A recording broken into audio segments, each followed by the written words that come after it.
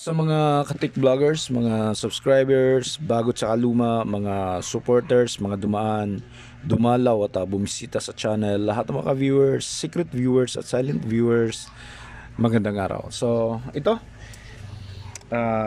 ano na muna tayo?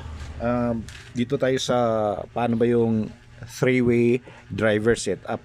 Okay, kung magda three-way driver setup tayo, ano ba yung dapat gawin?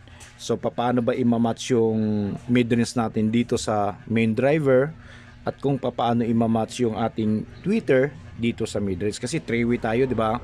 So kailangan natin ng malaking driver. So yung malaking driver, yun po yung tinatawag na main driver. So magkakaiba sila. Sa three-way, kailangan meron kang low frequency driver, middle frequency driver or mid-low, okay? Mid-range, tapos high frequency driver or tweeter or super high tweeter. So nasa sa'yo na kung ano yung mga target mo, mga frequencies.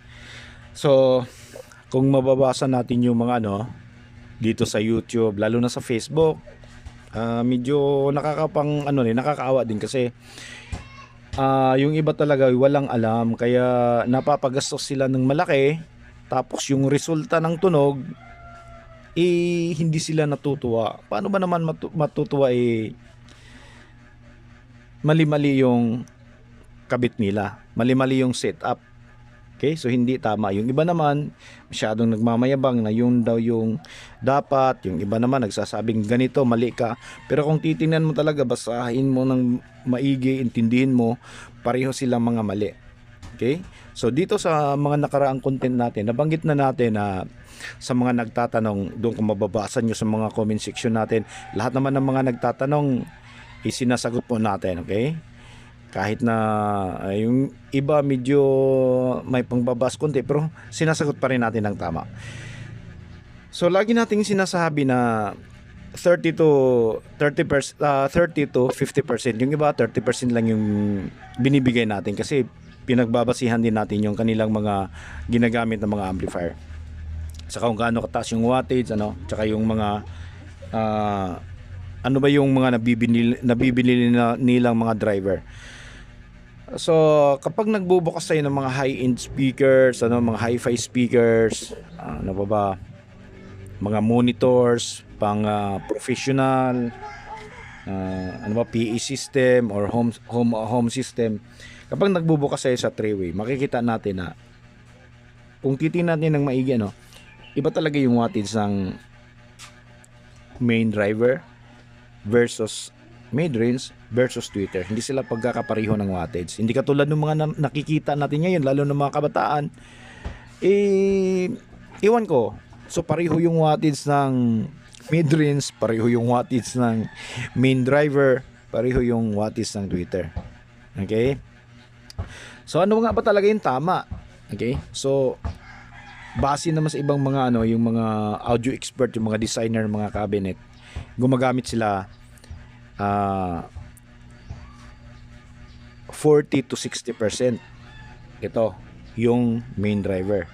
Tapos 40 to 60% din itong mid-range at 40 to 60% din itong tweeter. Okay, so ano yan, 40 to 60%, ikaw na bahala kung dito ka ba sa 40, sa 50 or sa 60. Okay, so itong sasabihin natin ngayon, ito po yung standard. So yung standard po talaga dito sa three-way driver setup ay 60% tong main driver nya, 30% yung mid-range at 10% yung tweeter natin. Okay, so pasok pa rin siya sama siya pasok. Pasok pa rin siya doon sa sinasabi na 40 to 60%. Ano ba ibig sabihin ng 60%, 30%, 10%? Okay? So dito sa likod meron tayong powered mixer na 200 watts o 100 watts per channel. So sa isang channel, kung magdi-design ka ng three-way driver setup, okay? Magdi-design ka, doon na papasok yung 60%. So ibig sabihin sa 100 watts natin na amplifier, power ng amplifier natin, ang ikakabit natin na driver ay 60% lang. So ilan ba yung 60% ng 100? So 60 watts.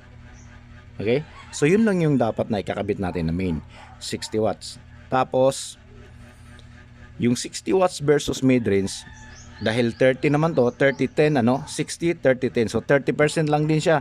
So ibig sabihin, 30%, 30 watts lang to. At ito naman 10%, 10 watts lang. So sa kabuuan, sa 100 watts na amplifier natin, 60 watts lang yung main driver, 30 watts yung mid-range, at 10 watts lang po yung tweeter. Yun po yung standard. Hindi po atin yun. Hindi ko po sabi-sabi yan. Yun po yung standard 3-way setup ng mga driver base sa mga eksperto. Noon pa hindi po yan nagbabago. Okay? So merong mga konti siguro, medyo mataas ang konti, mataas ang konti. So depende naman kasi yan sa mga speaker manufacturer, no? At saka depende yan kung ano yung mga, ikaw nang bahala dun sa timpla kung anong frequency yung papalabasin mo dito, tsaka dito sa Twitter. Okay? So yun yung malinaw na paliwanag dito sa 3-way driver setup. Ulitin ko, sa 100 watts na amplifier natin, 100 watts, hindi to yung, kasi nagkakaanuhan na naman sa 100 watts peak, 100 watts PMPO, 100 watts max. Okay? Yung pinag-usapan natin dito, RMS, yung root mean squared. Okay? So 100 watts RMS, ang kailangan mong driver, yung main driver, yung pinakamalaki, either kabit mo, bahala ka na kung ano yung gagamitin mo dito, woofer, subwoofer, instrumental or full range driver. Okay? Kailangan 60 watts lang to, 30 watts mid-range, tsaka 10 watts si tweeter. Yun ang maliwanag. Yun po yung standard. Okay? Pero hindi naman po ibig sabihin na hindi ka pwedeng magkabit ng 100 watts, 150 watts, 200 watts, tsaka malaking wattage ang mid-range, tsaka tweeter. Okay? Ang magsasuffer doon yung amplifier natin. Okay? So gusto ko pa sanang ipaliwanag, kaso abutin tayo ng mas mahaba. Bihirang-bihira lang po yung nanonood ng mga mahabang videos. Ang mangyayari lang doon, i-skip lang nila. Kaya kung makikita nyo, mapapansin nyo, hindi po tayo nagpapahaba ng mga videos. Para sulit yung bawat sinasabi natin ay pasok tsaka maunawaan nila. So ito na lang siguro, hanggang dito na lang, sana ay nagigets nyo, at kung meron pa kayong ibang mga katanungan, mag-comment sa baba, at lahat naman po ng mga katanungan, kahit na mga baser, ay sinasagot naman po natin ng tama at maayos. Okay, para naman doon sa mga dati pa nagre-reklamo kung bakit hindi tayo nagpapakita ng mukha, medyo camera shy pa po tayo kunti, so wala pa po tayong lakas loob na humarap sa camera. Siguro sa mga susunod na araw, pero yung photo po natin sa ating account ay pinalitan na po natin. Yung po yung hitsura natin, hindi po yung edited, wala po yung filter. So natural na hitsura po natin yan.